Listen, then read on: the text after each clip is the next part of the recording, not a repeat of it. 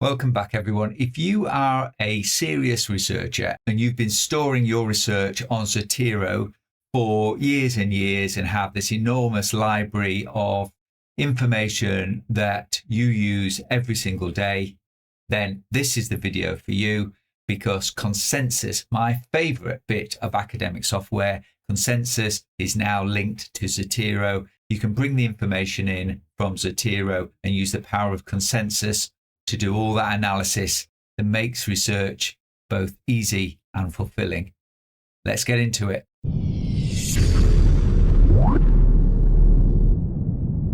By the end of this video, you'll know how to import your Zotero library into Consensus. You'll understand how connected collections work and how sync works.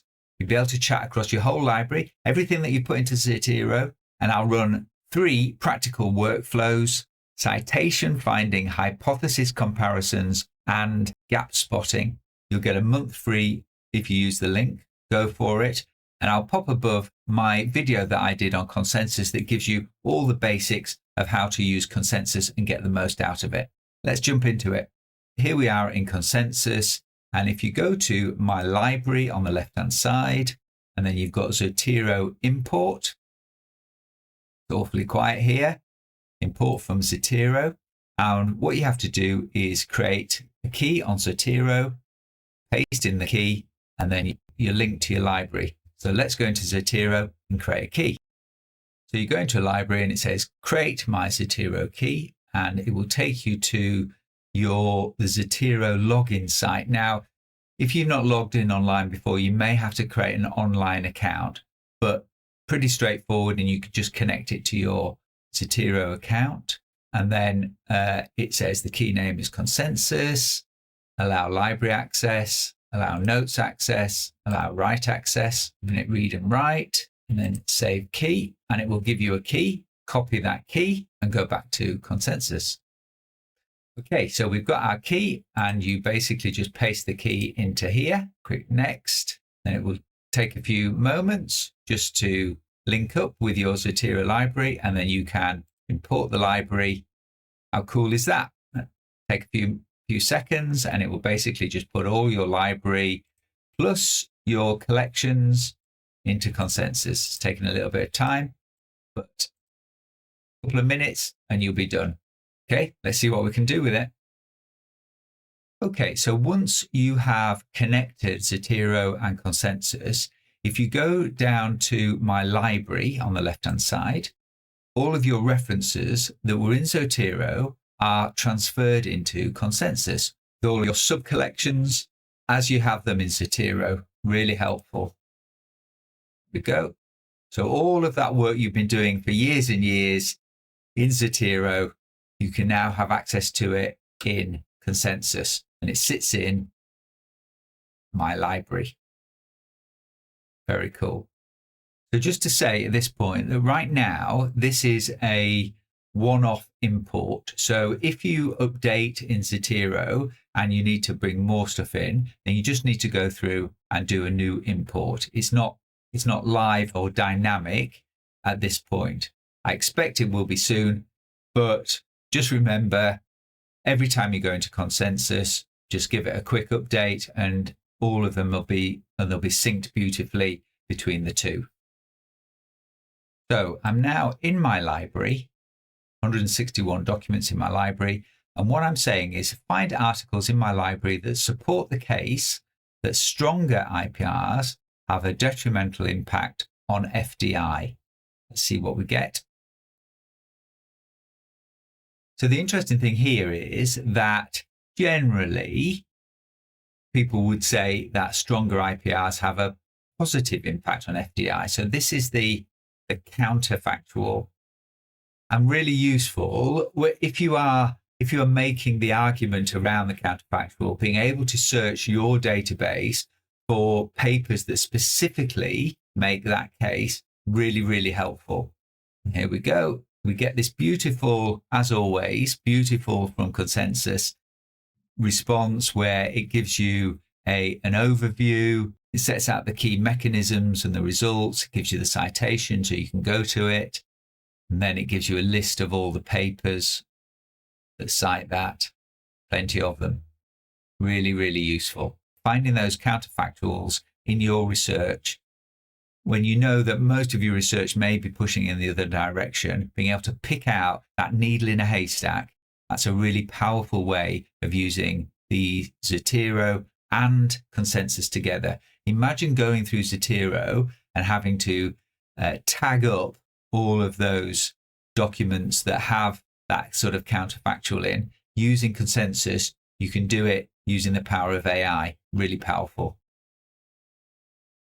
Okay, something cool you can do. So within my library, create a table of papers in my library that support, challenge, or are neutral on the claim weak intellectual property rights, reduce the quality of FDI, include population method and key findings.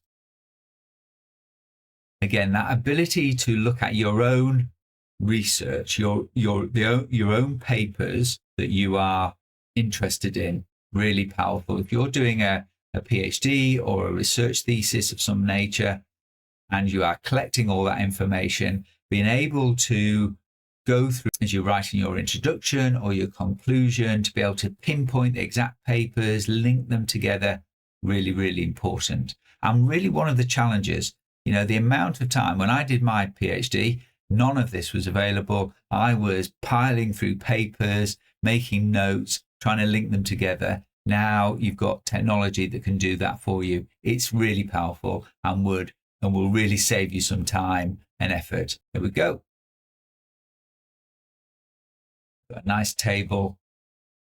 Neutral.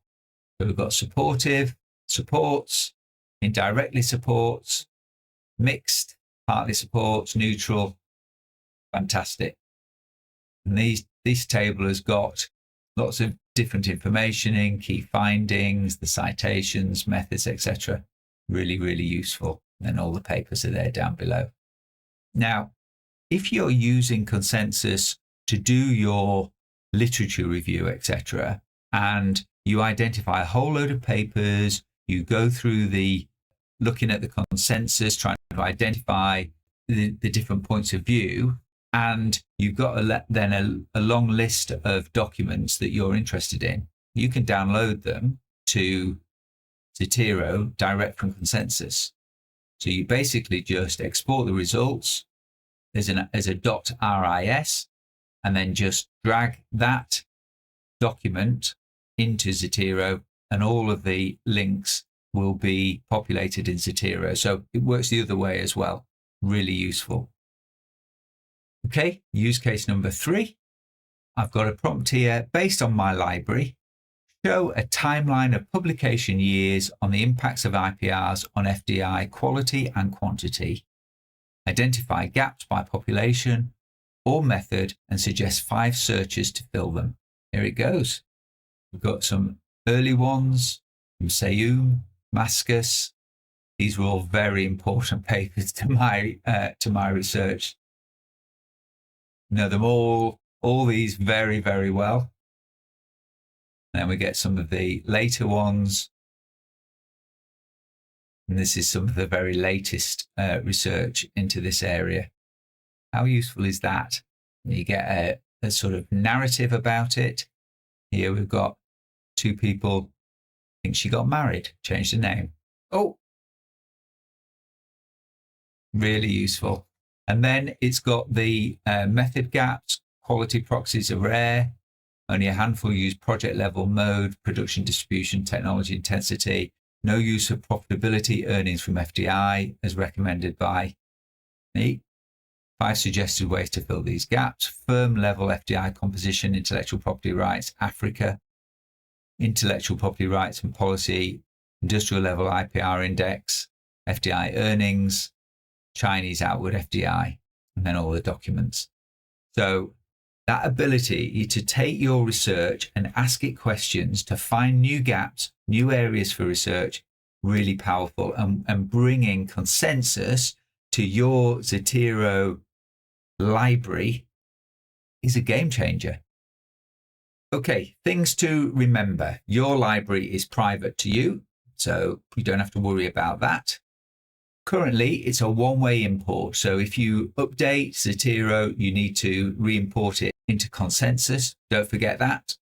Otherwise, there'll be gaps there that you're not sure of. And right now, it only takes journal articles. So other documents, etc., that you might have in Zotero won't pass over. It's only really journal articles at this stage. But again, I think we might see that develop over time. The test for you, go to Consensus, set up an account. It's free. Got the link down below, and import your library from Zotero and ask it one serious question, and then think about how long that would have taken you to do manually. I think you'll be surprised.